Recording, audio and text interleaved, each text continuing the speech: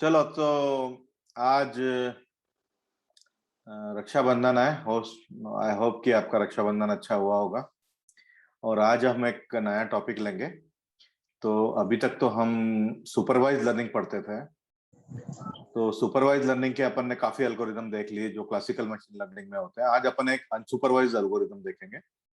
और आज अपन काफी बेसिक से शुरुआत करेंगे कि भाई सुपरवाइज अनसुपरवाइज में डिफरेंस क्या होता है। के मींस पे मतलब जो कोऑर्डिनेट ज्योमेट्री या बेसिक मैथ यूज होता है, तो वो भी मैं सोच रहा हूँ कि मैं आपको आज इसी वीडियो में बता दूं। तो जनरली इट इज एक्सपेक्टेड कि आप करके आना चाहिए, पर ये बेसिक कोऑर्डिनेट ज्योमेट्री भी मैंने यहीं पे इंक्लूड कर लिया है। ठीक है, तो इसको बोलते हैं के मींस क्लस्टरिंग एल्गोरिथम। तो थ्योरी एंड पाइथन से हैंड्स ऑन तो ये है। तो आज अपन थ्योरी करेंगे। पाइथन के लिए मैं शायद कल 4 बजे दोपहर को सेशन रखूंगा। ठीक है, तो पाइथन हैंड्स ऑन अपन कल करेंगे। आज अपन 1 सवा घंटे में जो है थ्योरी करेंगे, मतलब जो के मींस क्लस्टरिंग के पीछे थ्योरी क्या है। तो ये देखिए, मतलब सिंपल है कि क्लस्टरिंग क्या होती है। आपको अभी तक डायग्राम से क्लियर हो गया होगा। ये देखिए, इसमें 3 प्रकार के फल है, दिख रहे हैं आपको। सेब है, फिर जो है 2 प्रकार के फल और है। एल्गोरिदम लगाया आपने, कोई भी एक्स वाई जेड, अभी मान लीजिए एल्गोरिदम का नाम मैंने आपको बताया नहीं, एल्गोरिदम लगाया और आपने इनको सेपरेट कर लिया। जो है सेब अलग हो गए, पियर्स अलग हो गए, और ये इसको क्या बोलते हैं पुरस्वानी साहब, सबसे नीचे वाले फल को क्या बोलते हैं? स्ट्रॉबेरी ना? स्ट्रॉबेरी, हाँ। तो अच्छी बात है। तो स्ट्रॉबेरी, पियर्स और सेब, इन तीनों को अपने अलग अलग में सेपरेट कर लिया। तो इससे हमारी डाटा से कैसे एनालॉजी बनती है? तो हमारे पास डेटा, अच्छा इसमें मैंने कहीं भी वाई दिया नहीं है। जो लेबल बोलते हैं ना, जिसको हम वाई वाई जिसको बोलते हैं, एक्स और वाई हमारे दो चीज होती है ना, लेबल। तो हमने लेबल कहीं दिया नहीं है, देखिए। तो एल्गोरिदम ने अपने आप ही सेपरेट कर दिए। तो ये चीज है अनसुपरवाइज लर्निंग। तो अनसुपरवाइज लर्निंग हमारी जो होती है उसमें वाई नहीं होता, सिर्फ हमारे डाटा पॉइंट्स ही होते हैं। जो एक्स इनपुट वेरिएबल जो अभी तक ले रहे थे, सिर्फ उतना ही इनपुट होता है। एल्गोरिदम अपने आप से जो है देख लेता है सिमिलरिटी, कौन कौन सा डाटा सेट, कौन कौन सा डाटा पॉइंट सिमिलर है, और उनको जो है सेपरेट कर देता है। तो ये अनक्लस्टरिंग एल्गोरिदम है। तो क्लस्टरिंग एल्गोरिदम को अगर हम मतलब सिंपल वर्ड्स में अगर हम उसकी डेफिनेशन पढ़े, so here aim is to segregate groups with similar traits and assign them to clusters. मतलब जिन डाटा पॉइंट्स की प्रॉपर्टीज सिमिलर है उनको अलग करना है और उनको क्लस्टर में असाइन करना है। देखिए, ये मिक्स था पूरा डाटा सेट। चेरी था, फिर इसमें पियर था, और जो है सेब था। अलग अलग करके हमने 3 में अलग अलग भी कर दिया, सारे सिमिलर को साथ में भी लगा दिया, और उनका क्लस्टर भी बना दिया। तो ये काम हम आज करने वाले हैं, और ये अनसुपरवाइज्ड एल्गोरिदम है। और अभी तक हमने जितने भी एल्गोरिदम पढ़े हैं उन सबसे ये अलग है, क्योंकि इसमें वाई नहीं होता। तो ये थोड़ा डिफरेंस, सुपरवाइज और अनसुपरवाइज में जो डिफरेंस है, ये आगे हम अभी और देखेंगे। ठीक है ना? तो ये सबसे पहले थोड़ा अपन बेसिक मैथ पढ़ लेते हैं कि बेसिक मैथ मतलब जो आप 9वीं 10वीं की या मेरा ख्याल है 10वीं 11वीं की कोऑर्डिनेट ज्योमेट्री में पढ़े होंगे, तो वो बेसिक मैथ अपन अभी देख लेते हैं थोड़ा। तो ये देखिए क्या है मैथ्स। ये 2 पॉइंट है, ये देखिए ए और बी, 2 पॉइंट दिख रहे हैं यहाँ पे। सिंपल 2 डायमेंशनल एक्स और वाई एक्सिस है। 2 पॉइंट है एक्स और वाई। नीचे वाले का जो एक्स कोऑर्डिनेट है वो a1 है, और वाई कोऑर्डिनेट जो है a2 है। तो ये a1 a2 है, इसके कोऑर्डिनेट्स एक्स a1 है और y a2 है। दूसरा पॉइंट बी है एंड पे लाइन के, उसका x b1 है और y b2 है। तो आप देख लीजिए, ये जो बेस है वो b1 माइनस a1 हो जाएगा। सिंपल है, देख लीजिए आप एक्स एक्सिस पे दोनों b1 माइनस a1 किया तो ट्राइंगल का बेस निकल जाएगा, डॉटेड ट्राइंगल जो है। और ये जो परपेंडिकुलर है डॉटेड ट्रायंगल का, ये b2 माइनस a2 हो जाएगा। तो सिंपल है बहुत। तो इन दोनों के बीच का डिस्टेंस कैसे निकालते हैं? पाइथागोरस थ्योरम शायद हम 9वीं में ही पढ़े थे हम लोग, पाइथागोरस थ्योरम। तो बेस का स्क्वायर करो और परपेंडिकुलर का स्क्वायर करके स्क्वायर रूट ले लो, तो ये एड डिस्टेंस है, ईडी लिखा है जो, वो आ जाता है। तो ED is equal to b1 minus a1 whole square और b2 minus a2 whole square. तो ये सिंपल पाइथागोरस अपन जो 9वीं 10वीं में कोऑर्डिनेट ज्योमेट्री में पढ़ते थे वो हमने बनाया है। तो ये ईडी क्या है? ईडी मतलब क्या है? Euclidean distance. तो इसको हम यूक्लिडियन डिस्टेंस बोलते हैं, नाम बड़ा है। पर ये है कुछ नहीं, ये राइट एंगल ट्रायंगल का हाइपोटेन्यूज है। राइट एंगल ट्रायंगल जो है उसका हाइपोटेन्यूज है। तो इसको हम थोड़ा अगर पॉलिश लैंग्वेज में बोलें तो इसको यूक्लिडियन डिस्टेंस बोलते हैं, यूक्लिडियन डिस्टेंस।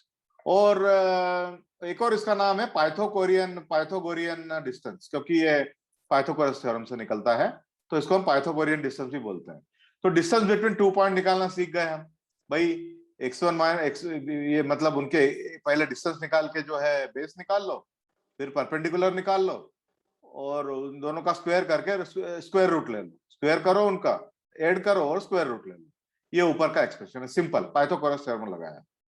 तो 2 पॉइंट के बीच का डिस्टेंस निकालना अपन अभी सीखे, या पहले भी आता था आपको।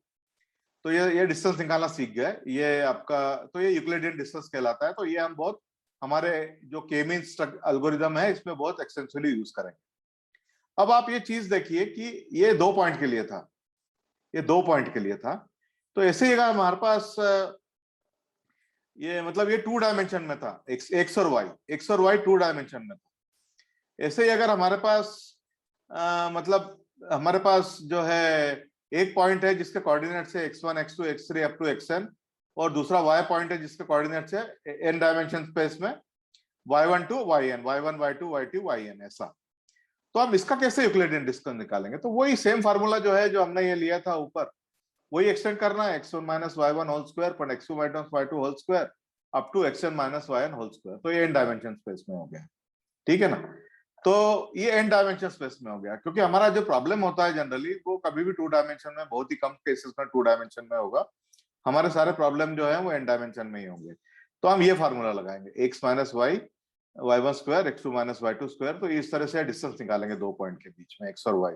x एक पॉइंट है, y 2 पॉइंट है, दूसरा पॉइंट है। तो x के कोऑर्डिनेट से x1 x2 x3, और y के कोऑर्डिनेट है y1 y2 y3। अगर ये 2 डायमेंशन में होते तो इसके कोऑर्डिनेट 2 ही होते, जैसे x1 y1, तो x1 मतलब a1 हो गया और y1 मतलब a2 हो गया। ये 2 ही कोऑर्डिनेट थे, क्योंकि 2 डायमेंशन में, तो n डायमेंशन में तो n कोऑर्डिनेट होंगे एक एक पॉइंट के।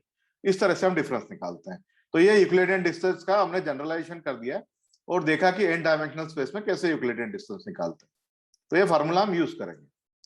अब आप जो है आपके, मेरा ख्याल है 6वीं 7वीं के 8वीं में ही आपने सीखा होगा कि ट्रायंगल का सेंट्रोइड कैसे निकाला जाता है।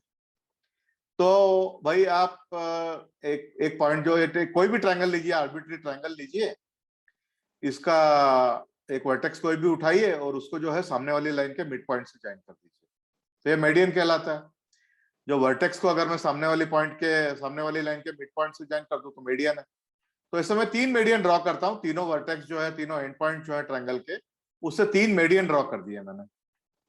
3 मेडियन ड्रॉ करने के बाद जो मुझे बीच वाला पॉइंट जो इंटरसेक्शन मिला, जो लाल में दिखाया गया है यहाँ पे, इसको सेंट्रोइड बोलते हैं, ठीक है ना। तो ये आपको आता होगा, तो फिर भी एक रिवाइज करने के लिए अच्छी बात है। मेडियन किसको बोलते हैं कि वर्टेक्स से सामने वाली लाइन, जो अपोजिट लाइन होती है वर्टेक्स के, उसके मिड पॉइंट को, जो मिड पॉइंट को हमने ज्वाइन किया, ऐसे 3 मेडियन ड्रॉ किए, तीनों का इंटरसेक्शन जो है सेंट्रोइड आ गया।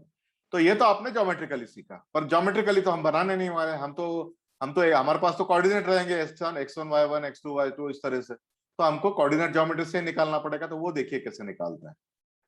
तो ये देखिए आपके पास 3 पॉइंट है ट्रायंगल के, ए के कोऑर्डिनेट है 4 5, बी के कोऑर्डिनेट है, ट्रायंगल देखिए जो राइट में बना हुआ है, बी के कोऑर्डिनेट है 20 20 20 25, और जो सी के हैं x1 y1 क्या है, सी के xy कोऑर्डिनेट क्या है 36।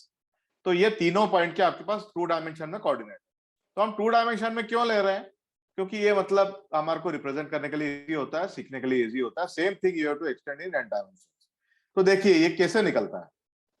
आपके पास 3 पॉइंट है, जनरली फार्मूला देखिए, 3 पॉइंट है, एक के कोऑर्डिनेट है x1 y1, दूसरे के हैं x2 y2, तीसरे के x3 y3, 3 कोऑर्डिनेट है। तो सेंट्रोइड जो होता है उसका निकालने का फार्मूला बहुत ही सिंपल है। आप x1 plus x2 plus x3 मतलब सारे x कोऑर्डिनेट जोड़िए, 3 से डिवाइड करिए, तो ये सेंट्रोइड का x कोऑर्डिनेट आ गया। सारे y कोऑर्डिनेट जोड़िए, मतलब y1 y2 y3 जोड़िए, उसको 3 से डिवाइड करिए, तो ये उसका y कोऑर्डिनेट आ गया। तो सेंट्रोइड के कोऑर्डिनेट निकालना बहुत ही इजी है, सिंपल एवरेज निकालना है। तो देखिए हम यहाँ पे निकाल रहे हैं अभी। तो ये देखिए, तो यही फार्मूला हमने ये लगाया, दूसरा नोटेशन थोड़ा दूसरा है। तो देखिए सारे x कोऑर्डिनेट जोड़िए, तो एक का x कोऑर्डिनेट 4 था, जोड़ा, बी का 20 था हमने जोड़ा और सी का 30 था हमने जोड़ा, तो ये आया 54 डिवाइडेड बाय 3 कर दिया 18 आ गया। तो 18 हमारे सेंट्रोइड का एक्स कोऑर्डिनेट हो गया। इसी तरह से y जो था a का कितना था 5 था, b का 25 था और c का जो था 6 था, है ना। देखिए आप यहाँ देख रहे हैं, तीनों को जोड़ा, 3 से डिवाइड किया। 3 से क्यों डिवाइड किया? क्योंकि तीन ही कोऑर्डिनेट थे। अगर हमारे पास n पॉइंट होते तो n को जोड़ के n से डिवाइड कर देते। अगर हमारे पास 5 पॉइंट होते तो पांचों को जोड़ते और 5 से डिवाइड करते। इस तरह से हम एक्सटेंड करते हैं। तो 12 आ गया। तो हमारे सेंट्रोइड के कोऑर्डिनेट आ गए 18 और 12। ये फॉर्मूला भी हम यूज करेंगे। अब हमने 3 डायमेंशन में देखा, इसको इजीली जो है आप 4 डायमेंशन में यूज कर सकते हैं। ये देखिए मैंने एक ये बनाया है, मतलब एक चतुर्भुज है जिसको हम बोलते हैं ना, इसको अब क्या बोलेंगे, मैं इतनी हिंदी बोल रहा हूँ कि इंग्लिश बोलना ही भूल गया मैं। तो ये चतुर्भुज जो हमने बनाया है, इसमें एक पॉइंट के कोऑर्डिनेट x1 y1 है, दूसरे b के x2 y2 है, सी के x3 y3 है और डी के x4 y4 है। कोई मुझे बताएगा कि ये जो सेंट्रोइड जी बीच में दिखाया गया है, इसका एक्स कोऑर्डिनेट कैसे निकालेंगे? कोई बताएगा मुझे? अनम्यूट करके बताइए। सर सारे एक्स कोऑर्डिनेट्स का सम कर देंगे डिवाइडेड बाय 4। हाँ, तो आप बोल के बताइए ना फार्मूला पूरा। x1 + x2 + x3 + x4 divided by 4। Very good. तो सिमिलरली y जो है, y का निकाल लेंगे, y1 + y2 + y3 + y4 divided by 4। तो ये हमने एक 4 साइडेड फिगर का निकाला। ऐसा 5 साइडेड फिगर का निकाला तो पांचों के एक जोड़ के 5 से डिवाइड करेंगे। 8 साइडेड फिगर होगा तो आठों के जो हम एक्स कोऑर्डिनेट जोड़ेंगे 8 से डिवाइड करेंगे। ऐसे y भी निकालेंगे, ठीक है ना। तो ये सिंपल से हम सेंट्रोइड निकालना सीखे। तो दो चीज अभी हम निकालना सीखे, एक तो यूक्लिडियन डिस्टेंस निकालना सीखे। तो सिंपल है, वो डिफरेंस लेने का एक्स और वाई का, स्क्वायर करके अंडर रूट लेने का है, स्क्वायर रूट लेने का है, अंडर रूट स्क्वायर रूट लेने का है, आपको डिस्टेंस मिल जाता है। वो पॉइंट कितने भी स्पेस में रहना, तो हमने तो यहाँ तो जनरल एन स्पेस में लिया है, एन डायमेंशन स्पेस में। तो सबका माइनस एक्स और वाई को माइनस करना, उनका स्क्वायर करना, जोड़ के जो है स्क्वायर रूट निकालना। और तीसरा हमने ये सीखा कि सेंट्रोइड कैसे निकालना। तो सेंट्रोइड जो है, सारे एक्स कोऑर्डिनेट को जोड़ो और जितना भी नंबर है उससे डिवाइड करो। यहाँ 3 है इसलिए तीनों को जोड़ के 3 से डिवाइड किया। सारे वाई को जोड़ो और जितने भी है उसको 3 से डिवाइड कर दिया, तो ये सेंट्रोइड मिल गया। 4 है तो ऐसे 4 का निकालेंगे, चारों एक्स जोड़ेंगे 4 से डिवाइड करेंगे, चारों वाई जोड़ेंगे 4 से डिवाइड करेंगे। ऐसे आप कितने भी डायमेंशन फिगर जो है, मतलब आपके फिगर में अगर 10 डायमेंशन है तो 10 को जोड़ के निकालना है, तो हम इसको यूज करेंगे। अब देखिए, तो ये हम क्या करते हैं इसमें, मतलब कि अब जैसे अभी क्या होता है, ये सेंट्रोइड तो हमने डिफाइंड फिगर का निकाला, ट्रायंगल भी डिफाइंड था, और ये आपका जो 4 साइडेड फिगर है चतुर्भुज जिसको हम बोलते हैं, वो भी डिफाइंड था। अब यहाँ पे इस तरह से आपके पास अगर क्लस्टर बना दिया जाए, ये ग्रीन का क्लस्टर, ब्लू का क्लस्टर और रेड का क्लस्टर, तो ये भी एक पॉलीगॉन तो बनेगा। पर इस तरह से मतलब कोई वेल डिफाइंड पॉलीगॉन नहीं बनेगा। फिर भी हम इसका सेंट्रोइड निकालेंगे। कैसे? यहाँ देखिए, ग्रीन वाले कितने पॉइंट है, 4 और 4 8 पॉइंट है। तो अगर आप आठों को बाहर से ज्वाइन करेंगे तो एक पॉलीगॉन तो बनेगा फिर भी, है ना, 8 साइडेड पॉलीगॉन बनेगा। तो हम सबके एक जोड़ेंगे और वाई जोड़ेंगे और उसको डिवाइड कर देंगे। तो इस तरह से हम सेंट्रोइड निकालेंगे हमारे पॉइंट्स में, ठीक है ना। तो ये फॉर्मूला हम यूज करेंगे। तो अभी जो है, अभी ये देखिए, तो अब मैं थोड़ा फॉर्मल डेफिनेशन दे रहा हूं आपको। The main objective of K means algorithm is to minimise the distance between the points and their respective cluster centroid. तो ये जो ग्रीन का क्लस्टर बना है, तो ग्रीन का क्लस्टर में के मीन्स एल्गोरिथम में हमारा ये एम रहेगा, या ये मतलब हमारा ये एम रहेगा कि ये जो सेंट्रोइड क्रॉस बना हुआ है, ग्रीन के बीच में जो क्रॉस बना हुआ है, ग्रीन सर्कल जो के बीच में जो क्रॉस बना हुआ है, इसका और ग्रीन पॉइंट्स का मिनिमम रहे। और जो ब्लू बना हुआ है, ब्लू इसमें जो क्रॉस बना हुआ है, उसका और ब्लू पॉइंट्स का डिस्टेंस जो है मिनिमम रहे। और जो रेड का बना है, वैसे रेड का और इस क्रॉस का, जो रेड के अंदर जो क्रॉस बना है, उसका डिस्टेंस मिनिमम रहे। तो एक तो ये इसको इंट्रा सर्कल बोलते हैं, इंट्रा क्लस्टर मतलब विद इन क्लस्टर। तो विद इन क्लस्टर तो हम सेंट्रोइड से मिनिमाइज करेंगे। और इंटर क्लस्टर मतलब दो क्लस्टर के बीच में जो है डिस्टेंस मैक्सिमाइज करने की कोशिश करेंगे। तो हम ऐसा करेंगे कि जो जो जो हमारा हरा क्लस्टर है और जो ब्लू क्लस्टर है, इन दोनों के बीच में डिस्टेंस तो मैक्सिमाइज हो, जितना सेपरेट, इन दोनों को जितना सेपरेट कर सकते हैं करेंगे। परंतु विद इन क्लस्टर मतलब ग्रीन क्लस्टर के बीच में सेंट्रॉइड और पॉइंट्स का जो है डिस्टेंस हम जो है मिनिमाइज करेंगे। और इंट्रा क्लस्टर मतलब ग्रीन और ब्लू के बीच में और ग्रीन और रेड के बीच में डिस्टेंस मैक्सिमाइज करेंगे। तो दो टर्मिनोलॉजी ध्यान रखिए। इंट्रा क्लस्टर मतलब विद इन क्लस्टर, और इंटर क्लस्टर मतलब बिटवीन टू क्लस्टर, ठीक है ना। तो इंट्रा क्लस्टर डिस्टेंस तो हम मिनिमाइज करेंगे और जो इंटर क्लस्टर डिस्टेंस है वो मैक्सिमाइज करेंगे। ये हमारा एम रहेगा। तो देखिए अभी कैसे काम करता है ये एल्गोरिदम। देखिए तो सिंपल, मैं आपको एक और एग्जांपल दे रहा हूं। यहाँ पे आपके कुछ गुब्बारे उड़ रहे हैं, मतलब आपके गणतंत्र दिवस पे या 15 अगस्त पे जो गुब्बारे उड़ाए गए हैं, तो उसमें समझिए कुछ ब्लू है, कुछ ग्रीन है। के मींस क्लस्टरिंग एल्गोरिदम लगाएंगे तो ग्रीन ग्रीन एक साथ हो जाएंगे, ब्लू ब्लू एक साथ हो जाएंगे। ये पॉइंट देखिए आप, दूसरा वाला पॉइंट देख रहे हैं। ये दूसरा वाला जो फिगर है राइट हैंड साइड में, टॉप में राइट हैंड साइड में दूसरा फिगर देखिए। कुछ स्टार्स हैं, कुछ सर्कल्स हैं, और कुछ दूसरे तरह के फिगर है। ग्रीन फिगर है, रेड फिगर है और ब्लू फिगर है। ये मिक्सचर है पूरा, जो हमारा डेटा सेट है वो पूरा मिक्सचर है। ये डेटा सेट ही है ना, ये सारे पॉइंट कैसे रिप्रेजेंट हो रहे हैं। हर एक डाटा पॉइंट का एक्स और वाई कोऑर्डिनेट है ना, क्योंकि ये 2 डायमेंशन में रिप्रेजेंट कर रहा है।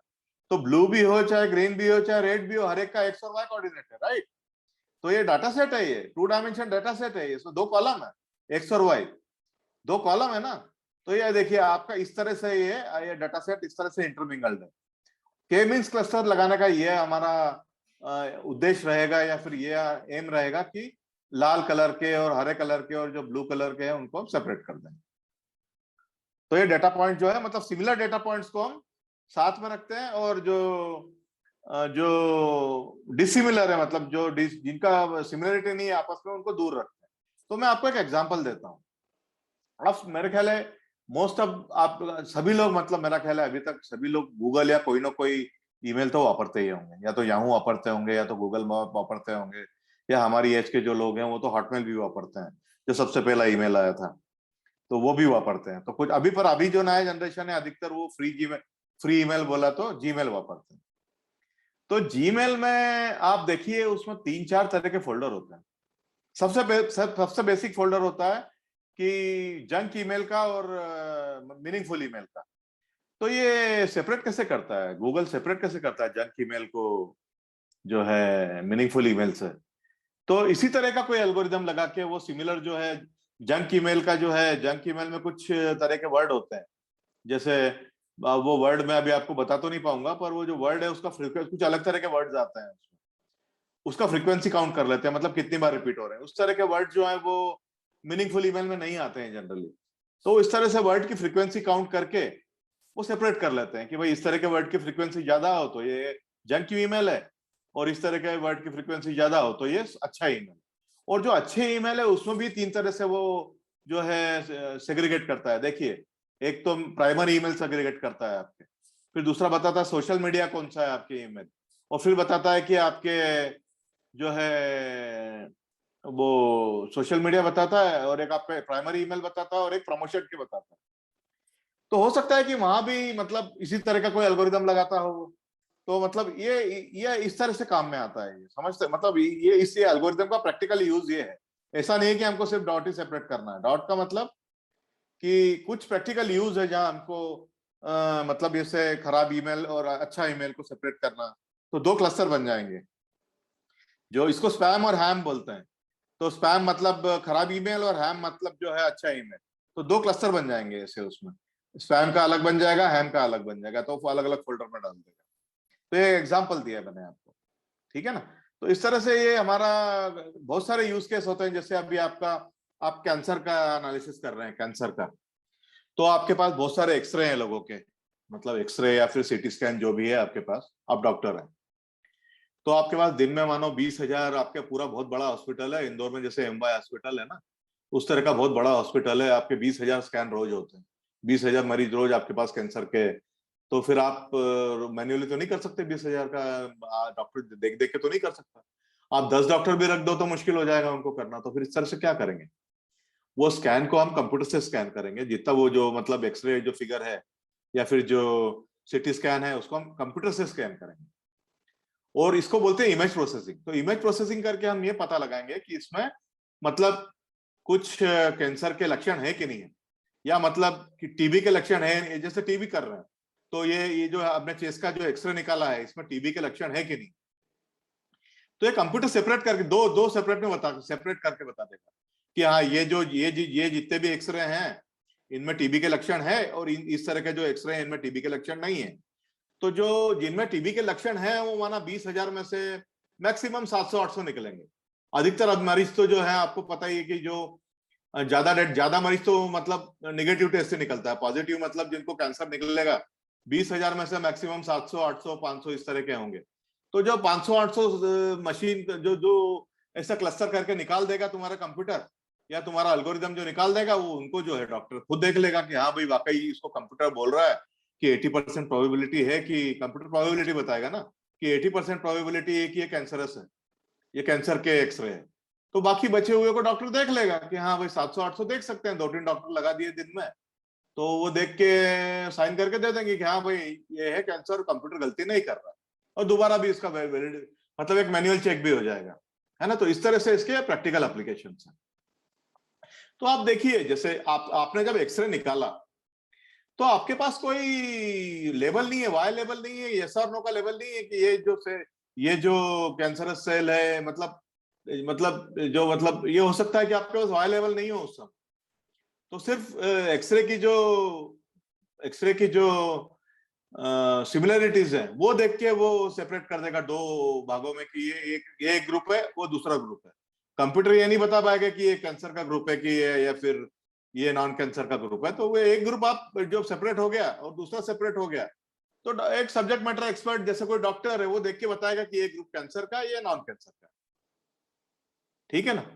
या फिर इसको आप सुपरवाइज भी ले सकते हो, मतलब सुपरवाइज प्रॉब्लम भी ले सकते हो आप इसको, कि पहले आप इमेज प्रोसेसिंग जो है आपको आए बहुत सारी पुरानी हिस्ट्री इमेज ले लो, और आपके पास जैसे पुरानी 10,000 इमेजेस है उसको ले लो, और उसमें आपको मालूम है इसको कैंसर है इसको नहीं है, तो वो अवेलेबल है आपके पास, तो वो वाई लेवल फीड करो और आप इनपुट डाटा जो है वो कैंसर की जो इमेज है वो भी फीड करो। तो पहले वाई लेवल देके और एक्स का इनपुट डाटा देके उसको ट्रेन करो, और जो है कंप्यूटर फिर बाद में जब नया इमेज आप डालोगे तो वो बता देगा कि कैंसर है कि नॉन कैंसर है। अदरवाइज इसको आप अनसुपरवाइज भी ले सकते हो कि भाई अनसुपरवाइज मतलब हम वाई लेवल दे नहीं रहे हैं, सिर्फ जो है कैंसर के इमेजेस दे रहे हैं और एल्गोरिदम को बोल रहे हैं कि जो सिमिलर इमेजेस हैं उसको तो अलग करके निकाल दे। तो टीबी के इमेजेस में डेफिनेटली कुछ पिक्युलरिटीज होती है, मतलब कुछ विशेष चीज होती है जिसको डॉक्टर देख के बोलता है कि इसको टीबी है इसको नहीं है, तो उस तरह का कंप्यूटर भी पकड़ लेगा एज अनसुपरवाइज प्रॉब्लम कि भाई ये जो है ये जो इस तरह के जिनमें पिक्युलरिटी है कुछ, जिसमें कुछ कफ दिख रहा है तो उनको निकाल के आपको अलग कर देगा, और जिनमें बिल्कुल क्लियर एक्सरे है उनको निकाल के अलग कर देगा, क्लियर एक्सरे और जो कफ वाले एक्सरे उनको निकाल के अलग कर देगा। तो फिर जो वो सब्जेक्ट मैटर एक्सपर्ट दोनों ग्रुप्स को देखेगा तो बता देगा कि ये ग्रुप जो है कैंसर का है ये नॉन कैंसर का है। तो इसको आप मतलब ये प्रॉब्लम जो मैंने इमेज प्रोसेसिंग की बताई आप इसको एज ए सुपरवाइज प्रॉब्लम या अनसुपरवाइज प्रॉब्लम दोनों कर सकते हैं। तो फिलहाल तो हम ये अनसुपरवाइज कर रहे हैं। तो इस तरह के इसके प्रैक्टिकल एप्लीकेशन से दो मैंने आपको बताया। तो ये अपन ने पहले डिस्कस कर लिया कि ये अनसुपरवाइज टेक्निक है के मींस क्लस्टरिंग, क्योंकि इसमें वाई लेवल जो हम हमेशा देते हैं लीनियर रिग्रेशन में, लॉजिस्टिक रिग्रेशन में, या फिर रैंडम फॉरेस्ट में, या फिर एक्जीबूस्ट में हमने हमेशा इनपुट भी दिया है और लेवल भी दिया है, वाई वेरिएबल भी दिया है उसको ट्रेन करने के लिए, पर यहाँ पे कोई वाई वेरिएबल नहीं होता है, ये इसलिए हम अनसुपरवाइज्ड है। अब दूसरी चीज ये है कि इसमें एक अच्छी चीज और है कि it is the fastest and most efficient algorithm to categorize data into groups even when very little information is available about the data। मतलब आपको सिर्फ डेटा सेट दे दिया गया है, आपके पास कुछ आपको बोला नहीं गया है कि ये इस तरह का डेटा है या इसका लेवल क्या है, लेवल नहीं दिया गया, सिर्फ डेटा दे दिया गया है। तो ये एक बहुत अच्छा एल्गोरिदम है जो बहुत फास्ट काम करता है और एफिशिएंट है कि आप उसको वाई नहीं दे रहे हो फिर भी आपको कुछ मीनिंगफुल ग्रुप्स में जो है डेटा डिवाइड करके दे देगा आपको, ठीक है ना, कैटेगराइज डाटा को कैटेगराइज करके दे देगा। और फिर आप उसको किसी एक्सपर्ट सब्जेक्ट मैटर एक्सपर्ट जैसे डॉक्टर है या मतलब जो भी सब्जेक्ट मैटर एक्सपर्ट हो उसको दिखाइए, तो वो जो डिफरेंट ग्रुप जो आपका एल्गोरिदम सेपरेट किया है उसको उससे पहचान लेगा कि भाई इसका बिजनेस मीनिंग ये है, तो डॉक्टर है जैसे तो पहचान लेगा कि ये कैंसरस है या नॉन कैंसरस है, या फिर ये टीबी वाला है या नॉन टीबी वाला है। तो इस तरह से मतलब डॉक्टर भी एक सब्जेक्ट मैटर एक्सपर्ट ही होता है ना। तो इस तरह से जिस भी सब्जेक्ट का प्रॉब्लम एनालाइज कर रहे हैं वो उनको क्लस्टर्स को नाम दे देगा कि हाँ भाई इस तरह का जो है, इस तरह का क्लस्टर जो है वो कैंसर का है, इस तरह का नॉन कैंसर का है। तो ये देखिए अब ये अब अपन थोड़ा डिटेल में जा रहे हैं, क्योंकि सुपरवाइज और अनसुपरवाइज में क्या फर्क पड़ता है।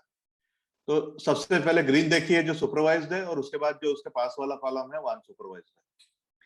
तो अनसुपरवाइज में हमने देखा नो लेवल्स आर रिक्वायर्ड, मतलब वाई वेरिएबल नहीं होता, सिर्फ एक्स वेरिएबल इनपुट वेरिएबल होते हैं। सुपरवाइज में वाई लेवल की जरूरत पड़ती है ट्रेन करने में, है ना। और अनसुपरवाइज जो होता है find structures in the unlabelled data.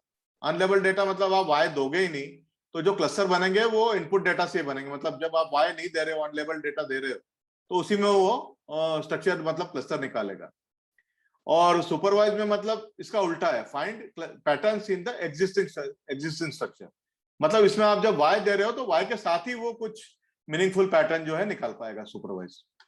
और इसकी टेक्निक्स क्या होती है अनसुपरवाइज की? यूजेक्स technique clustering and dimensionality reduction. ये दो टेक्निक जो है, मैंने आपको डायमेंशनलिटी रिडक्शन पढ़ाया नहीं है, प्रिंसिपल कंपोनेंट एनालिसिस है, और वो TNSE करके दो होती है, तो शायद अपने को टाइम मिला तो पढ़ेंगे। तो ये जो क्लस्टरिंग तो अपन अभी पढ़ ही रहे हैं, तो इस तरह की टेक्निक जो है अनसुपरवाइज में होती है, और सुपरवाइज में तो आपने बहुत पढ़ लिया है, क्लस्टरिंग, रिग्रेशन, क्लासिफिकेशन, जितना पढ़ाया आपने वो सारा सुपरवाइज था।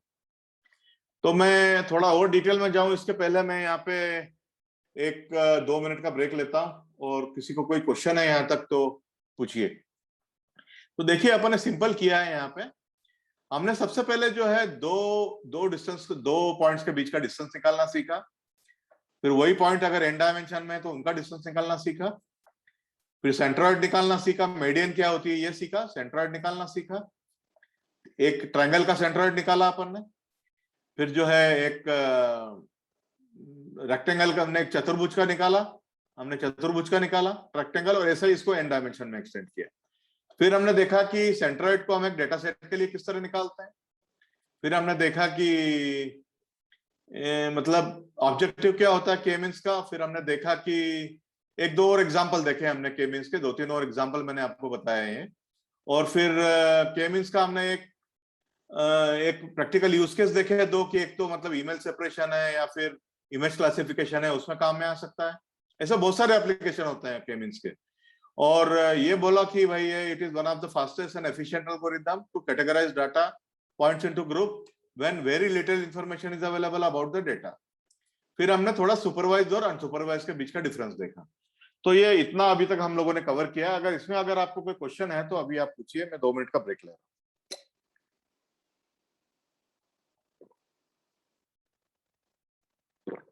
शोभन,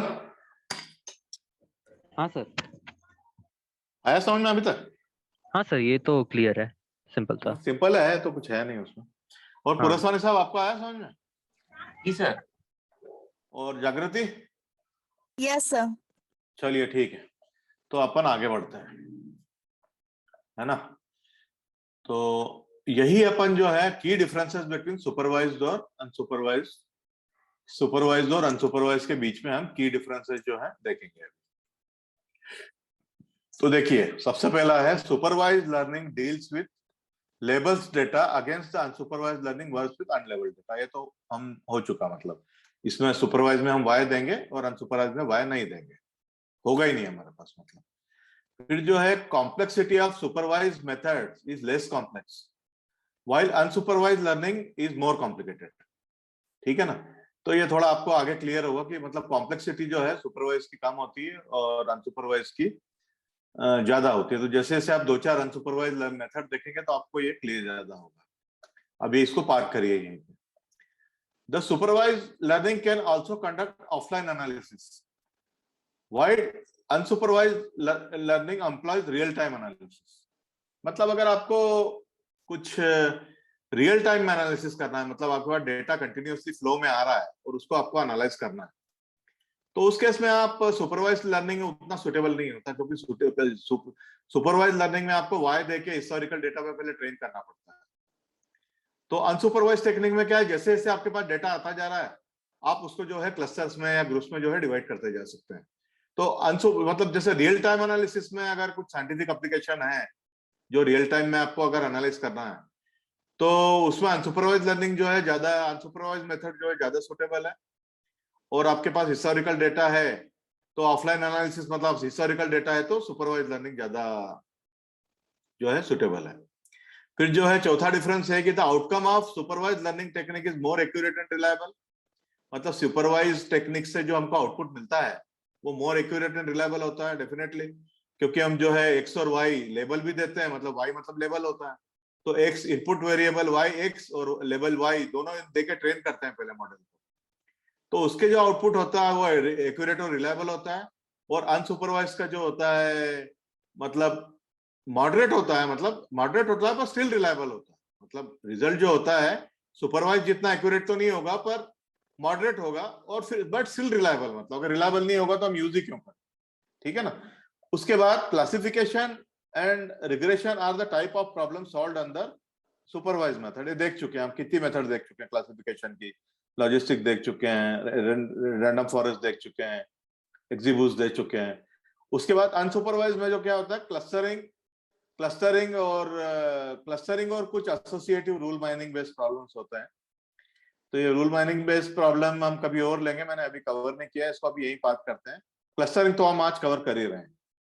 तो मतलब दोनों मेथड्स जो है दोनों का डोमेन अलग अलग होता है, सुपरवाइज और अनसुपरवाइज का, ठीक है ना। और कुछ एल्गोरिदम जो होते हैं सुपरवाइज के, उसको क्लासिफिकेशन में भी यूज कर सकते हैं और सुपर रिग्रेशन में भी यूज करते हैं। जैसे आपका रैंडम फॉरेस्ट है या फिर एग्जीब्यूट जो या आपने देखा या डिसीजन ट्री है, इनको हम रिग्रेशन में भी यूज कर सकते हैं और रिग्रेशन में भी यूज कर सकते हैं और क्लासिफिकेशन में भी यूज कर सकते हैं। Those are all supervise method, है ना।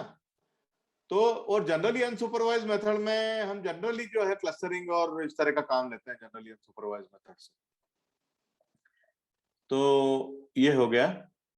अब फिर से वही है, मैंने आपको दूसरे एंगल से बता रहा हूं सुपरवाइज और अनसुपरवाइज का डिफरेंस। कंप्यूटेशनल कॉम्प्लेक्सिटी जो है सुपरवाइज की हाई होती है और अनसुपरवाइज की लो होती है। एनालाइजेशन मतलब जो है सुपरवाइज हमेशा ऑफलाइन होता है और अनसुपरवाइज जो है रियल टाइम में होता है। रियल टाइम में होता है जरूरी नहीं है, रियल टाइम में कर सकते हैं, रियल टाइम में कर सकते हैं, हमेशा रियल टाइम में होता है जरूरी नहीं। एक्यूरेसी जो होती है सुपरवाइज की ज्यादा होती है और अनसुपरवाइज की जो होती है मॉडरेट रिजल्ट होता है, मतलब सुपरवाइज से थोड़ा कम होगा बट फिर भी रिलायबल होगा।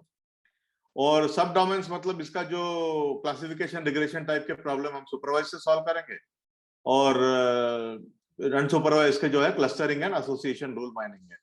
तो मैं चाहूंगा कि आप थोड़ा एसोसिएशन रूल माइनिंग जो है अपना लिख लें अभी, एसोसिएशन रूल माइनिंग अभी नोट्स ले लें और आप इसको थोड़ा जो है थोड़ा गूगल करके देखिए चीज क्या होती है, ठीक है ना।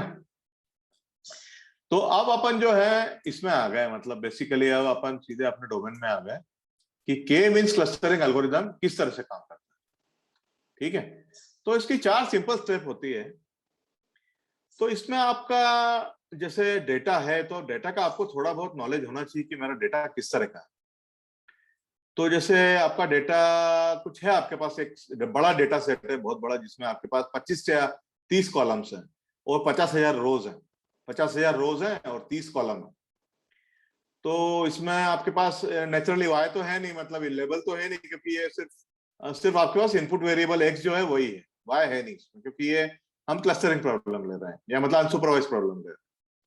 तो आपको अप्रोक्सीमेटली शुरू में पता होना चाहिए कि मेरा जो डेटा है इसमें कितने तरह के ग्रुप होंगे, मतलब इसमें 5 ग्रुप बनेंगे, 7 ग्रुप बनेंगे, 10 ग्रुप बनेंगे, थोड़ा अप्रोक्सीमेटली आपको एक आइडिया होना चाहिए। एज ए डाटा साइंटिस्ट अगर आपको आइडिया नहीं है तो आप जो है सब्जेक्ट मैटर एक्सपर्ट है उसको पूछिए। जैसे आप डॉक्टर है तो डॉक्टर से आप पूछ सकते हैं कि साहब ये डॉक्टर इमेज प्रोसेसिंग का एनालिसिस कर रहे हैं, कैंसर की इमेजेस हैं, कैंसर की इमेजेस है, इनका एनालिसिस करना है, तो कितने तरह के इसमें ग्रुप्स हो सकते हैं। तो डॉक्टर बोलेगा वाइडली, भाई मैं डॉक्टर नहीं हूं, मैं सिर्फ एक मतलब एग्जांपल फिगर दे रहा हूं। डॉक्टर बोलेगा कि भाई जनरली अप्रोक्सीमेटली 5 तरह के कैंसर होते हैं, मेरे को पता नहीं कितने तरह के होते हैं, डॉक्टर ने बोल दिया जैसे 5 तरह के कैंसर होते हैं। तो आप एज ए डाटा साइंटिस्ट समझ जाओगे कि ये जो इमेज जो है मेरी क्लासिफाई होगी वो 5 तरह के क्लस्टर में क्लासिफाई होगी, है ना। ये सब्जेक्ट मैटर एक्सपर्ट से आप थोड़ा सलाह लेके बना सकते हैं। फिर उसके बाद स्टेप 2 में हम क्या करते हैं कि कोई भी मतलब 5 रैंडम पॉइंट, जैसे 5 हमारे पास, जैसे 5 टाइप की कैंसर डॉक्टर ने बोल दी, फॉर एग्जाम्पल, मतलब जस्ट फॉर डिस्कशन हम 5 मान रहे हैं, ज्यादा भी हो सकती है, कम भी हो सकती है। तो 5 हमने मान ली, तो इसे हम हमारे डाटा सेट में कोई भी रैंडम 5 पॉइंट ले लेंगे।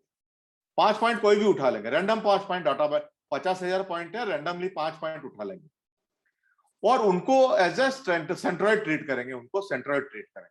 क्या ट्रीट करेंगे? उनको सेंट्रॉइड ट्रीट करेंगे। विल अज्यूम दैट कि यही सेंट्रॉइड है, ठीक है ना। अब उसके बाद जो 5 सेंट्रॉइड मिल गए हमको, तो उसके बाद हम क्या करेंगे? बाकी जो 50,000 पॉइंट है उनका हम 5 सेंट्रॉइड से डिस्टेंस निकालेंगे। यूक्लिडियन डिस्टेंस जो हमने अभी, ये वाला यूक्लिडियन डिस्टेंस जो हमने निकाला था ना, ये यूक्लिडियन डिस्टेंस आपका, ये वाला यूक्लिडियन डिस्टेंस निकालेंगे। डिस्टेंस निकालेंगे मतलब 5 सेंट्रॉइड से सारे पॉइंट का डिस्टेंस निकालेंगे, ठीक है ना।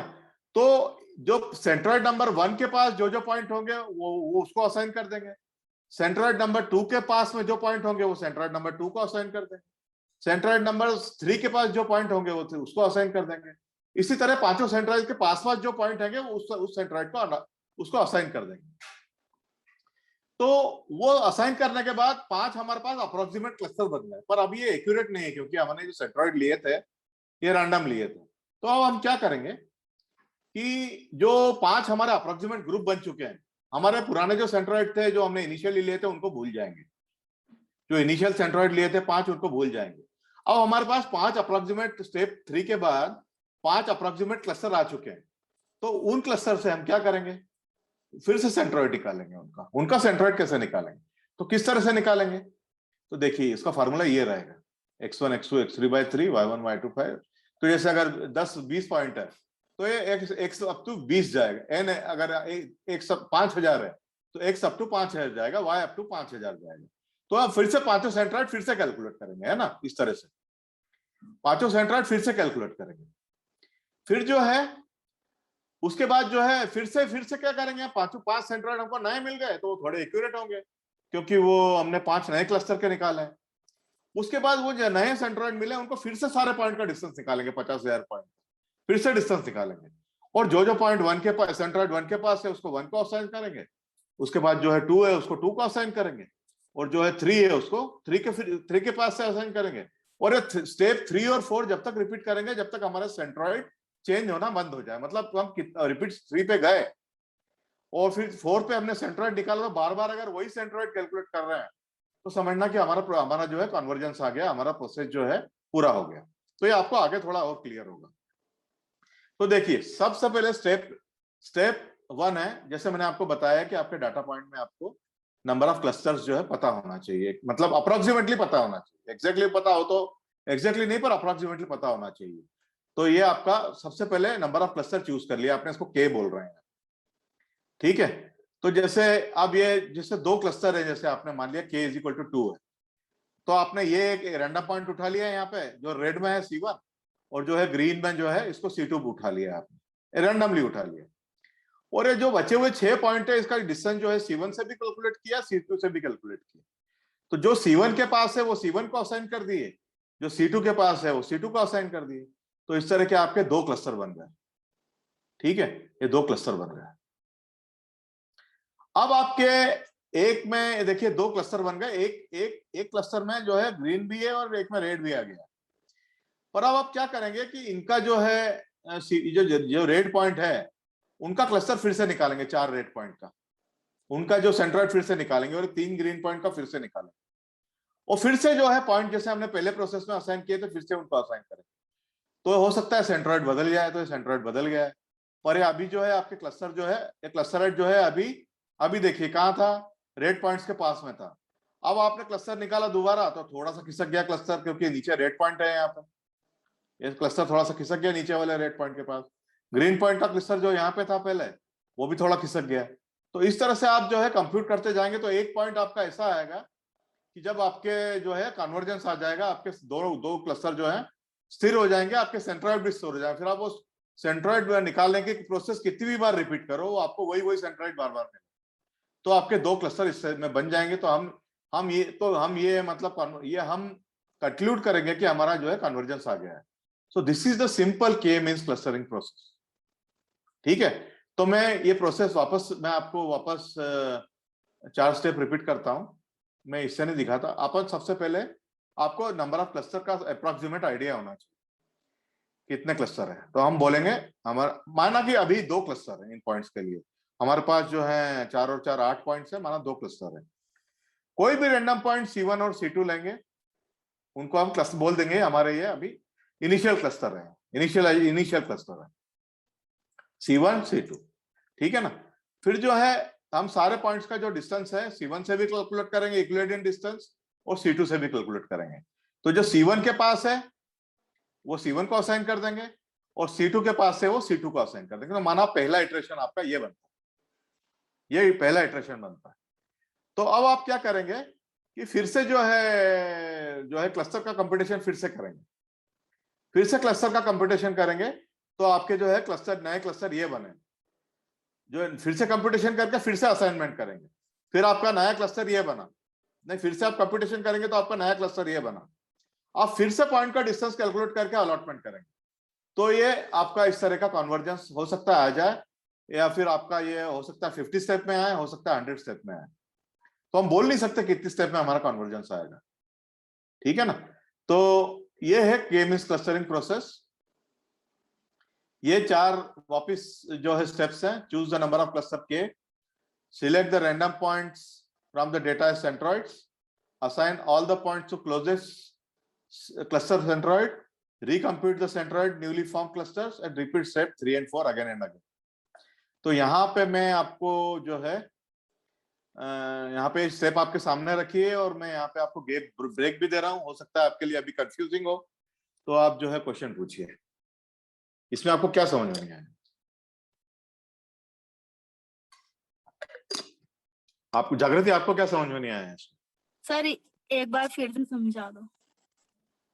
देखो मैडम, सबसे पहले पहली स्टेप है, ठीक है, पहली स्टेप है आपको नंबर ऑफ क्लस्टर पहले से पता होना चाहिए डाटा में कितना रहे, ठीक है।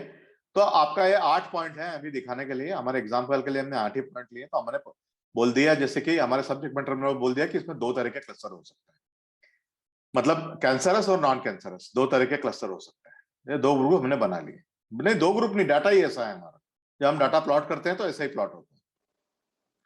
अब इनमें कोई भी रैंडम 2 पॉइंट ले लो, C1 और C2, और बोल दो कि हमारे सेंटर है। कोई भी रैंडम पॉइंट ले लो, आप ऊपर के भी ले सकते हो, इसमें नीचे के लिए आप कोई भी ले सकते हो, और उनको बोल दो कि C1 और C2 है।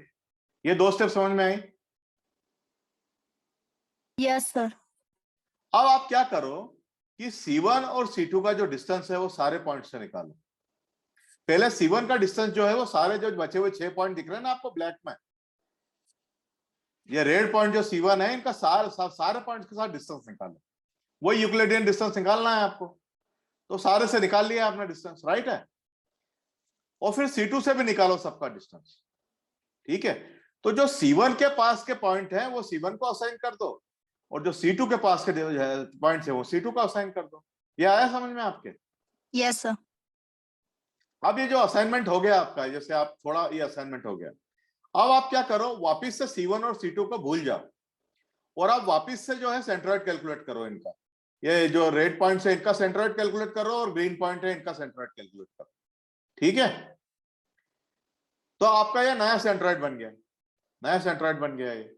उसके बाद आप वापिस से जो है सारे पॉइंट का जो है डिस्टेंस कैलकुलेट करो, जो मतलब बचे हुए पॉइंट से नए सेंट्रॉइड से सभी पॉइंट का डिस्टेंस कैलकुलेट करो, और जो नए सेंट्रॉइड जो क्रॉस क्रॉस बने, जो रेड क्रॉस के पास है उनको रेड क्रॉस को असाइन कर दो, और जो ग्रीन क्रॉस के पास है वो ग्रीन क्रॉस को असाइन कर दो। तो आपको फाइनली मतलब हो सकता है 5-10 स्टेप में आपका इस तरह का कन्वर्जेंस आ जाएगा। जो रेड वाले हैं सारे पास में आ जाएंगे, जो ग्रीन वाले हैं वो सारे पास में आ जाएंगे। ये आया समझ में आपके? यस सर, आ गया। और सोमन, आपके आया समझ में पूरा? हाँ सर।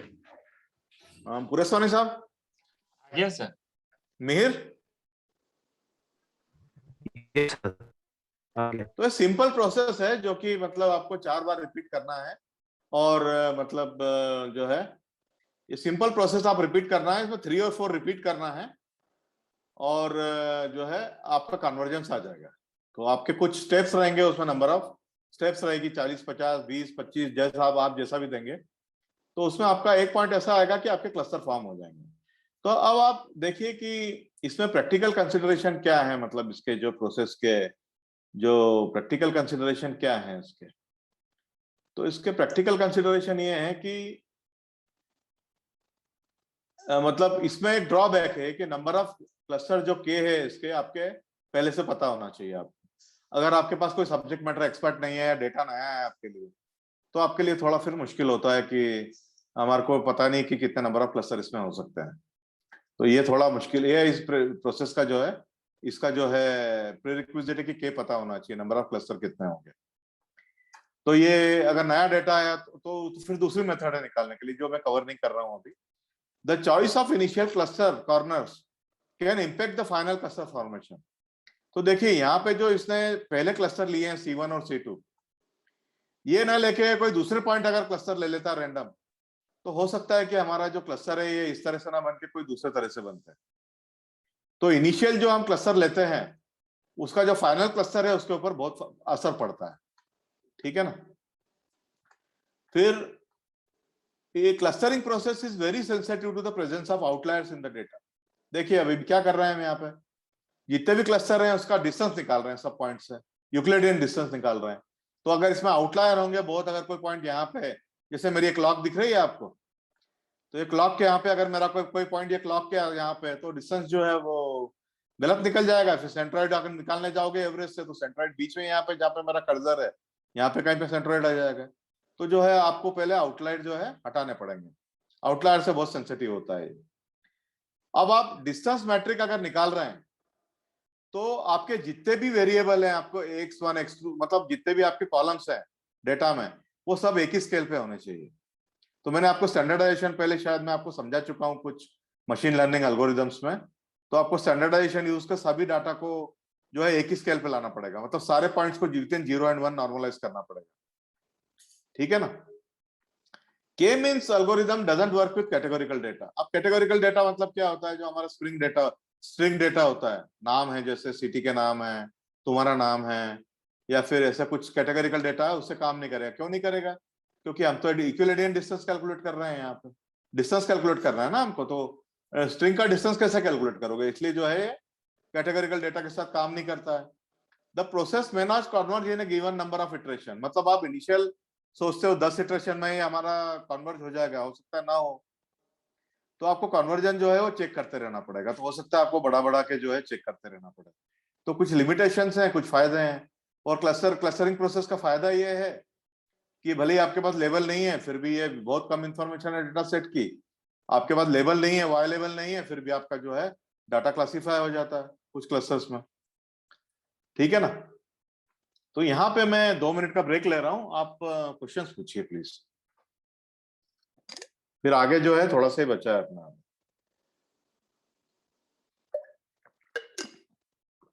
या आया समझ में किसी के? मतलब मिहिर, आपको समझ में आया पूरा? मिहिर,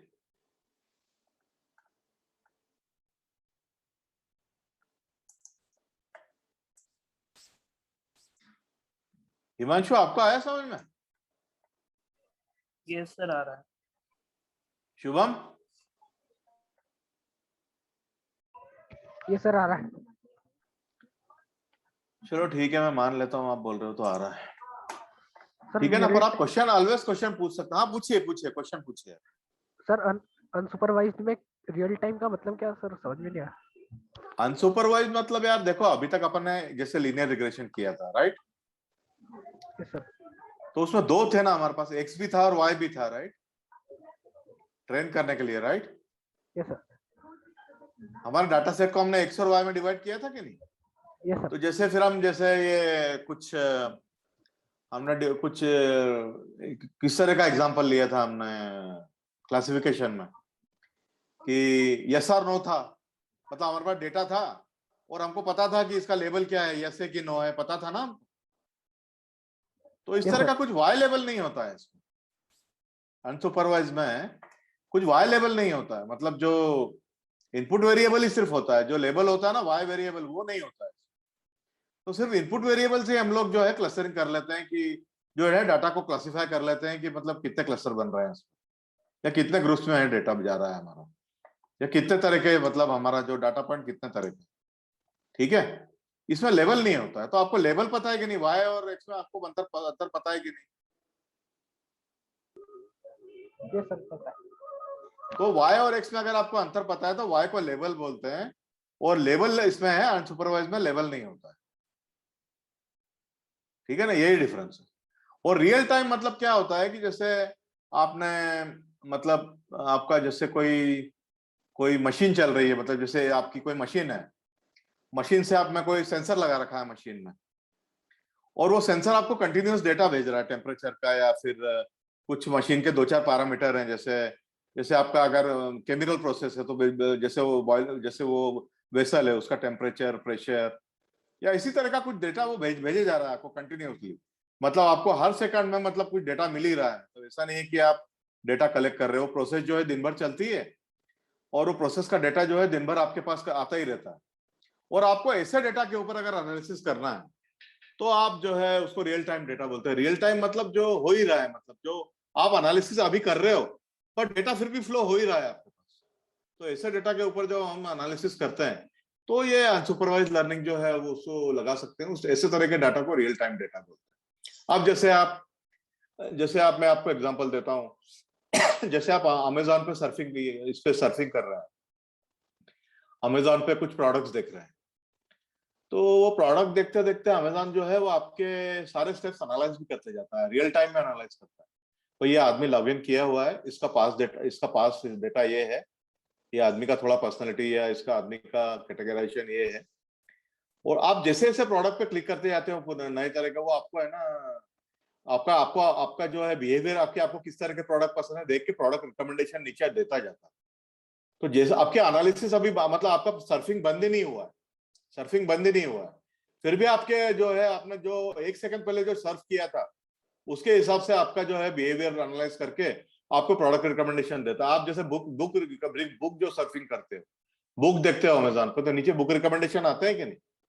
या जैसे आप कोई प्रोडक्ट देखते हो तो प्रोडक्ट के रिकमेंडेशन नीचे आते हैं कि नहीं? आते हैं कि नहीं?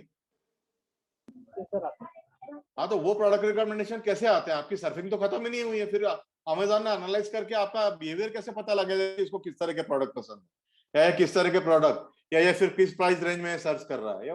वो रियल टाइम में जो डाटा अमेजोन के पास फ्लो हो रहा है, वो जो है कुछ एल्गोरिदम लगा के एनालाइज करके वो आपको सिमिलर प्रोडक्ट जो है आपको रिकमेंड करता है। जैसे फिर आपने एक कुछ जैसे खरीदा, पेन खरीदा, आपने एक पार्कर का पेन खरीदा, 250 रुपए का पेन खरीदा, तो तुरंत आप लॉग आउट करोगे नहीं, उसके पहले आपको नीचे रिकमेंडेशन मिल जाएंगे अमेजोन के कि आपने 250 रुपए का पार्कर का पेन खरीदा है और इसी प्राइस रेंज में ये भी पेन अवेलेबल है, देखिए ये भी आप देख लीजिए।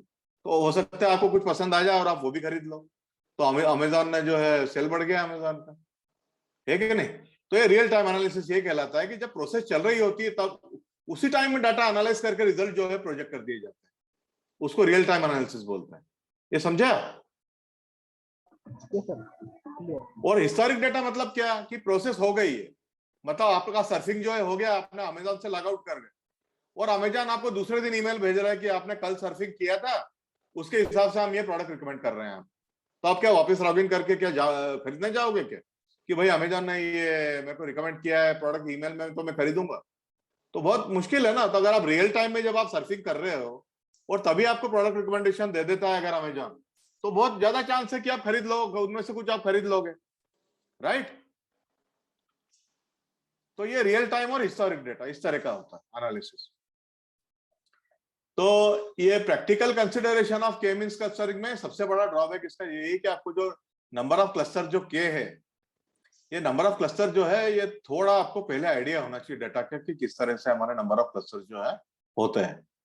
और आउटलायर का बहुत फर्क पड़ता है इसमें, क्योंकि हम जो है डिस्टेंस कैलकुलेट करते हैं, क्योंकि हम सेंट्रोइड कैलकुलेट करते हैं ना। जैसे सेंट्रोइड है तो कोई पॉइंट अगर जैसे मेरी क्लॉक रखी है, जो मेरी क्लॉक देख रहे हो आप, जहां पे अगर कोई पॉइंट है तो सेंट्रोइड जो है बहुत इधर आ जाएगा, राइट हैंड साइड में खिसक जाएगा सेंट्रोइड, क्योंकि ये पॉइंट इधर आ गया, मीन निकालोगे आप तो इधर आ जाएगा, बहुत राइट में खिसक जाएगा, तो सेंट्रोइड का बहुत फर्क पड़ जाएगा।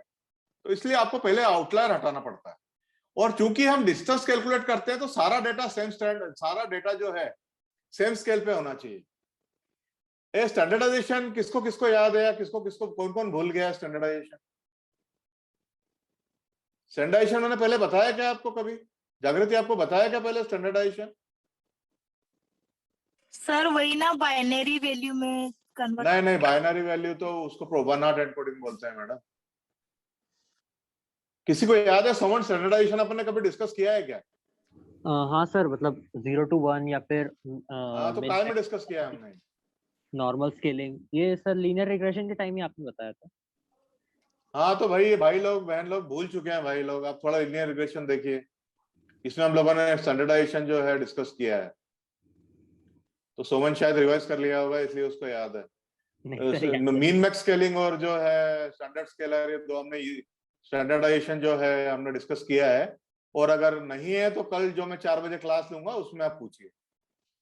या स्टैंडर्डाइजेशन क्या होता है, जो है स्टैंडर्डाइजेशन इन, आप ये सर्च करिए, देखिए मैं आपको चार्ट में दे रहा हूँ, ये सर्च करिए आपको चार्ट जो है चैट, तो आप ये सर्च करिए standard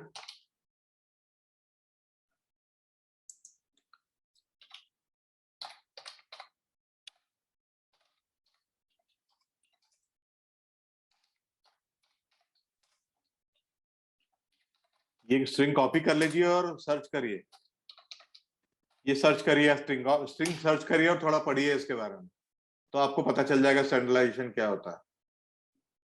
mean max scalar, mean max scalar and standard scaler,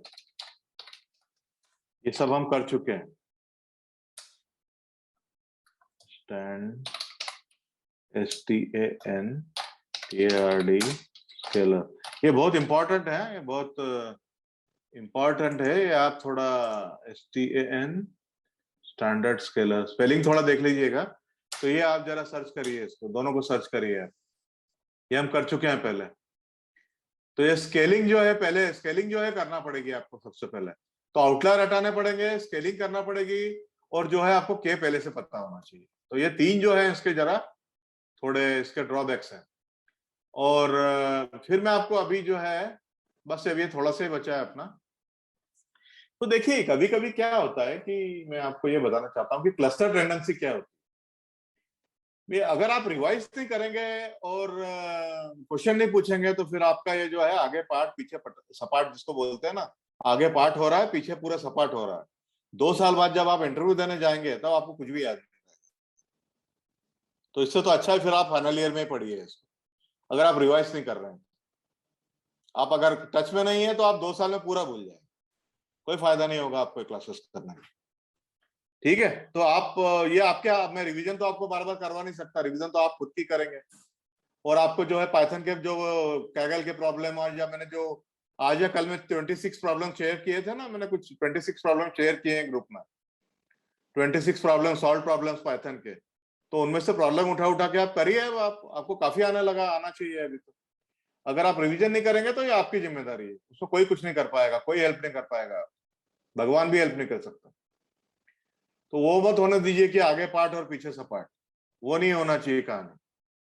अभी देखो मेरा ख्याल है पर ये तुम्हारा सोमन हमेशा टच में रहता है, ये करता रहता है कुछ कुछ हमेशा जुगाड़, तो इसको याद रहता है सब कुछ। तो ये आपकी मर्जी है कि आप अपना कितना आगे बढ़ना चाहते हैं, आप अपना खुद का कितना भला चाहते हैं, इसमें मैं कुछ नहीं कर पाऊंगा, आपका कोई हेल्प भगवान भी नहीं कर पाएगा आपकी। अच्छा चलिए आगे बढ़ते हैं। तो क्लस्टर टेंडेंसी क्या होती है? क्लस्टर टेंडेंसी मतलब क्या, कुछ डेटा सेट इस तरह के होते हैं कि मतलब इतने इंटरमिंगल्ड या गड्ढमगड, जिसको गड्ढमगड बोलते हैं ना, इतने इतने मतलब इंटरमिक्स होते हैं, जैसे बोलते हैं ना कि इंटरमिक्स, इतने इंटरमिक्स होते हैं कि हम उनमें क्लस्टर बना ही नहीं सकते, ऐसे होते हैं। क्लस्टर बनेंगे ही नहीं, इतना मिक्स होगा डेटा सेट, डेटा इतने मिक्स होगा, सारे डेटा इतना मिक्स होगा, सारे पॉइंट, कि उसमें आप डेटा सेट मतलब उसमें आप बना ही नहीं सकते, क्लस्टर बना ही नहीं सकते।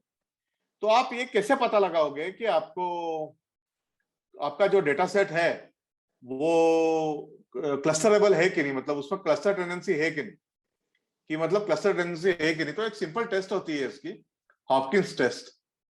ये कुछ नहीं करना है आपको, मैं सिंपल एक एग्जांपल दे रहा हूं आपको, तो वो एग्जांपल आप जो है हॉपकिंस टेस्ट जो होती है उससे आपको पता लग जाएगा कि आपका डेटा सेट में क्लस्टर बन सकते हैं कि नहीं बन सकते हैं, एक टेस्ट होती है। चलिए देखते हैं। तो ये हॉपकिंस टेस्ट जो है, इसका कोड ही देखेंगे अपन सीधे।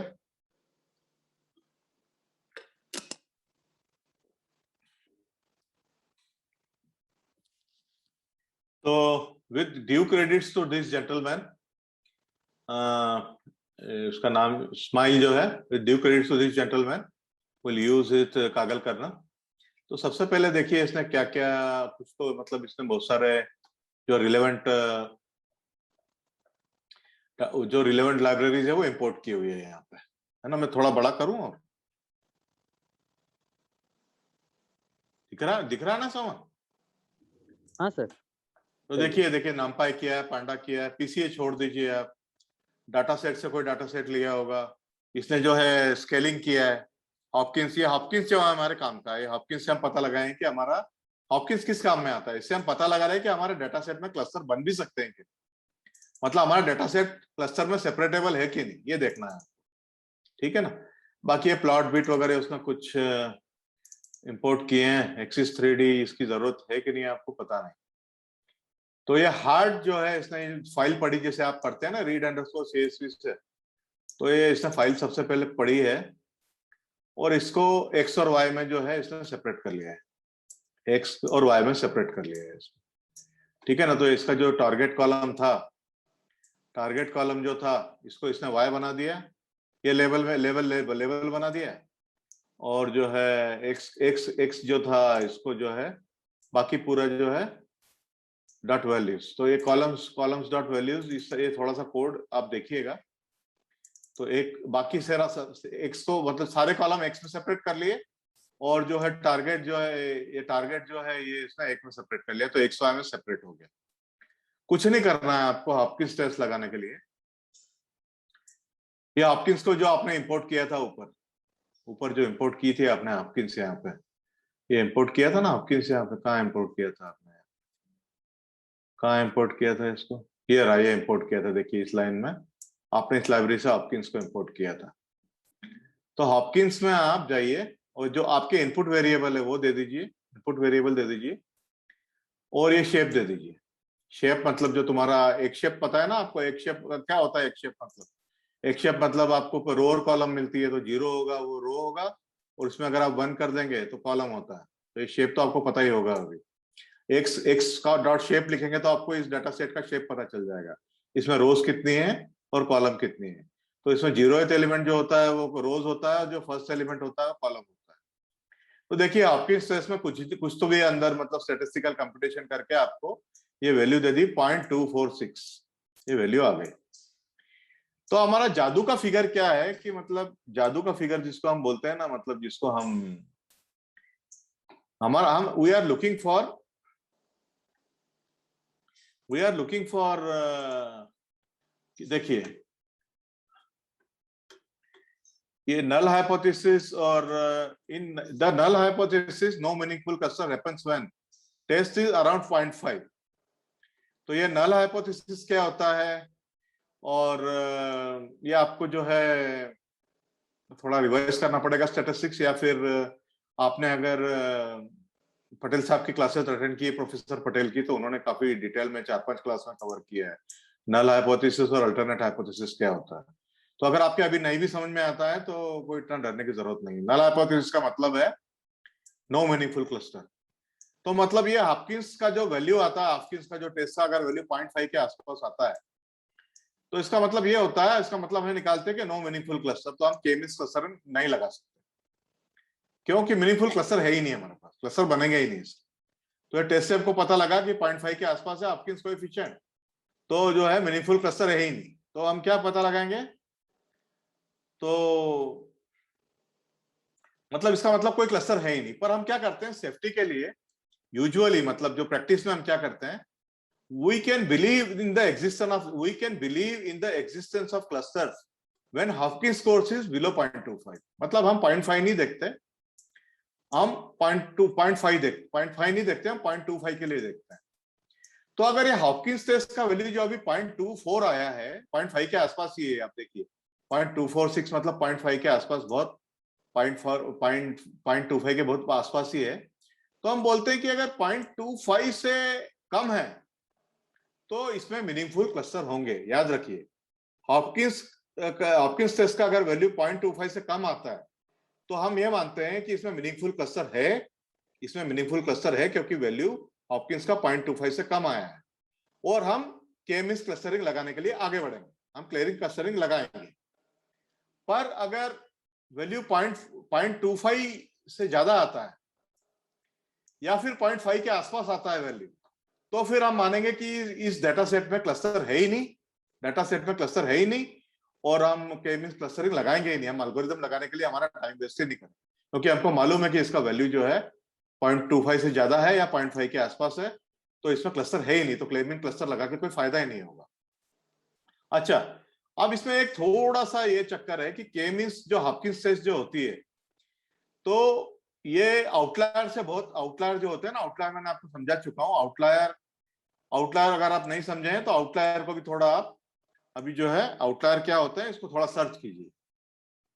आउटलायर मैं आपको दे रहा हूं, आउटलायर क्या होते हैं, अगर ये आप 2-3 चीज सर्च करिए, ये दिए मैंने आपको, ये आउटलायर सर्च करोगे व्हाट, तो आप थोड़ा सर्च करिए इसको कि व्हाट आर आउटलायर्स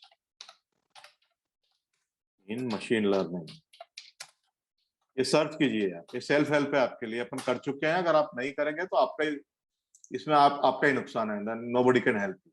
तो आउटलायर आपको हटाने पड़ेंगे, तो आपको के मींस के लिए भी आउटलायर हटाना है, तो आप आउटलायर हटा के ही, आउटलायर जो हटा देंगे, आउटलायर का जब ट्रीटमेंट कर देंगे, आउटलायर हटा देंगे, तभी आप ये हॉपकिंस टेस्ट लगाइएगा। तो देखिए इसने क्या किया था, पहले जो ये हॉपकिंस टेस्ट लगाई इसने, ये पहले जो हॉपकिंस टेस्ट लगाई, ये इसने क्या किया, आउटलायर हटाने के पहले लगाई, जो रॉ डेटा सेट था उसमें लगा दी, डाटा सेट उठाया, आउटलायर बिना हटाए उसने टेस्ट लगा दिया, तो 0.24 वैल्यू है। ये देखिए अब इसने क्या किया कि आउटलायर हटा दिए, ये देखिए स्केल एक्स कर दिया, आउटलायर हट गए, आउटलायर हटा दिया, स्केल एक्स से आउटलायर हट गए, और वो का वही जो कोड है, देखिए ये एक्स, यही वही शेप 0 है ना, एक शेप 0। अब इसने एक्स की बजाय स्केल एक्स कर दिया, स्केलिंग कर दी उसकी एक्स की, मतलब सारों को सेम स्केल पे ले आया, और आउटलायर का इफेक्ट इससे कम हो जाएगा। तो ये दोनों, और जो शेप 0 लाया है इसने, तो नंबर ऑफ रोज डाल दिया, नंबर ऑफ रोज है बेसिकली कि आपके डाटा सेट में नंबर ऑफ रोज कितनी है, इससे आता है। तो देखिए पॉइंट वैल्यू जो पहले 0.24 आ रही थी, अब वो 0.31 आने लगी है, 0.31 आने लगी है। तो 0.31 इसका क्या मतलब है कि Hopkins score is much higher than normalized data, with normalized data. तो हम ये कंक्लूड करेंगे कि there are no clusters in our data, there are no clusters in our data. ठीक है ना, हमारे क्लस्टर में कोई डेटा, हमारे डाटा में कोई क्लस्टर है ही नहीं, और हम के मींस क्लस्टरिंग के लिए आगे के मींस क्लस्टरिंग एल्गोरिथम लगाएंगे ही, क्योंकि हमारे डाटा सेट पर हमारा जो वैल्यू है, हॉपकिंस का जो वैल्यू है वो 0.31 आ गया, जो कि 0.25 से ऊपर है। तो हम ये कंक्लूजन निकालेंगे कि there are no cluster in the data, तो हम जो है के मींस क्लस्टरिंग लगाएंगे ही। ठीक है, ये आया समझ में सबके? मैं यहाँ पे अल्प विराम, पूर्ण विराम सब एक ही है। फिर आगे उसने पीसीए वगैरह से किया है, आप ये देखिए डेटा इस तरह का है उसका, मैं छोटा कर रहा हूं इसके आपके लिए। ये देखिए इस तरह का डेटा है, ये देखिए ये डेटा इस तरह का है, और छोटा कर दिया मैंने आपके लिए। ये देखिए ये इस तरह का डेटा है। तो ये देखिए स्टार और जो डॉट्स है, गोल गोल डॉट्स, वो इतने मिक्स्ड है कि कोई ये वो क्लस्टर बनेंगे ही नहीं, मतलब इस तरह का डेटा है इसका। तो मैं आपको बताया कुछ नहीं, आपको कुछ भी नहीं करना है इसमें, आपको मेहनत कुछ भी नहीं है। आप सबसे पहले हॉपकिंस को इंपोर्ट कर लेंगे, ये कोड से मैं आपको ये लिंक दे रहा हूं, ये हॉपकिंस को इंपोर्ट कर लेंगे, और जो है ये स्केल एक्स करके जो है आप आउटलायर हटा देंगे, और उसके बाद हॉपकिंस के सिर्फ मेथड को कॉल करना है आपको। ये वैल्यू अगर 0.25 से कम आती है तो आपका क्लस्टर है, और 0.25 से ऊपर आती है तो क्लस्टर नहीं है। तो अभी जो है 0.25 से ऊपर आई है, इसलिए हम मान रहे हैं कि क्लस्टर नहीं है, और जब क्लस्टर है ही नहीं तो हम के-मींस क्लस्टरिंग लगाएंगे। ये सिंपल चीज है। तो ये सिंपल स्टैटिस्टिकल टेस्ट है, इसमें आपको कोई दिमाग की तकलीफ, इसमें आपको कोई दिमाग ज्यादा लगाने की जरूरत नहीं है। बस आपको पता होना चाहिए कि ये इस तरह की कोई टेस्ट एग्जिस्ट करती है। तो अपना पूर्ण विराम, अल्प विराम सब कुछ यहीं पे है, अगर आपको कोई क्वेश्चन है तो पूछिए। ये लिंक मैं आपको शेयर कर रहा हूं, इसको आप जो है प्लीज इसको आप जो है, आपको बाद में मिलेगी नहीं है, इसको आप स्टोर करके रखिएगा। ये लिंक हॉपकिंस टेस्ट का जो है, यहीं से कोड उठा के आपको करना है, आपके कोड के लिए लगाना है, सिर्फ डाटा सेट चेंज हो जाएगा, बाकी पूरा का पूरा कोड यही रहेगा। एक्स और वाई को सेपरेट करिए, एक्स पे लगा दीजिए इसको, यही कोड वही रहेगा। हॉपकिंस को इंपोर्ट करिए, हॉपकिंस पे लगाइए। तो ये आप मैंने शेयर कर दिया आपके साथ, और अगर आप कोई क्वेश्चन है तो पूछिए।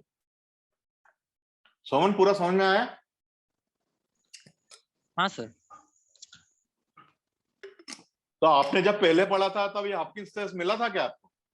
नहीं सर, हॉपकिंस टेस्ट एक्चुअली नहीं था। उन्होंने एक एल्बो मेथड बताई थी जिससे मतलब आप cluster already optimal clusters define कर सकते हैं, और उसमें अगर नहीं यार, वो एल्बो मेथड वो ये नहीं है। एल्बो मेथड वो अलग होती है। एल्बो मेथड यार वो अलग होती है, वो अलग होती है। हाँ वो अलग है, ये मतलब इससे अलग है। आपको ये नहीं पता लगेगा कितने हॉपकिंस टेस्ट जो है ना, इससे आपको ये नहीं पता लगेगा कितने क्लस्टर हैं। आपको इससे सिर्फ ये पता लगेगा कि आपके डेटा सेट में क्लस्टर है भी कि नहीं है। अगर क्लस्टर हाँ, है तो ही तो हम क्लस्टर है तो ही तो हम के-मीन क्लस्टरिंग लगाएंगे ना। अगर क्लस्टर है ही नहीं तो हम क्यों हाँ, लगाएंगे नहीं वो मेथड? यूज किया था हाँ तो एल्बो मेथड वो को जो, हाँ वो जो उसने मेथड यूज किया था, फिर अब हम कभी हमको अगर कुछ टाइम मिला तो हम करेंगे। वो क्लस्टर कैसे, नंबर ऑफ क्लस्टर कैसे पता लगाते हैं, वो थोड़ा अभी एक और हाँ मेथड है। तो वो अगर अपन जो है वो अभी शायद कवर करेंगे या ना करेंगे मेरे को पता नहीं है। थोड़ा अगर बाद में टाइम मिलेगा तो कवर करेंगे उसको। ठीक है ना सर। तो वो भी एक मेथड होता है नंबर ऑफ क्लस्टर पता, और आपको ये मेथड से पता लग जाए कि आपके इसमें क्लस्टर है भी कि।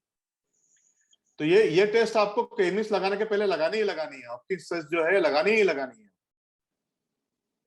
कोई भी जो अच्छा प्रोफेशनल होगा वो के-मीन्स ऐसे ही लगा नहीं देगा। वो पहले हॉपकिंस टेस्ट लगाएगा, देखेगा वैल्यू 0.25 से कम है हॉपकिंस की, तो ही वो क्लस्टर पे जाएगा। नहीं तो बोलेगा मैं नहीं लगाता इस पे क्योंकि क्लस्टर है ही। मेहनत क्यों करना है, फालतू टाइम वेस्ट क्यों करना है? ठीक है।